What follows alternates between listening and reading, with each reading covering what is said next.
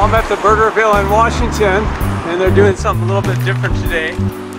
They're going with a kind of a northwest theme, and they're going around the whole store. This is really quick.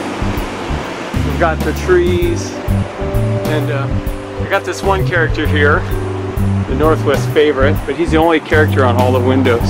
So I've got all these windows here, and then all the windows in the front too.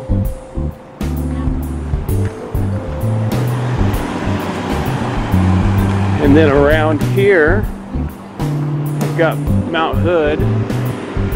You get around my car and get a better shot. I've got this, and then over here, I've got the Northwest favorite. So this was all pretty fast. It's quick.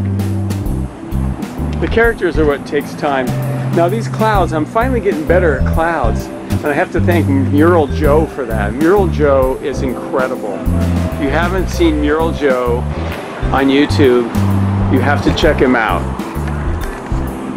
He's amazing. He does clouds. He's the one that taught me how to do clouds. And it took me a while, even though he was teaching me. It's still taking me a while. These are probably the first clouds that I kind of like, but they even need work too. Anyway, thanks for watching, and I will see you next time. Bye.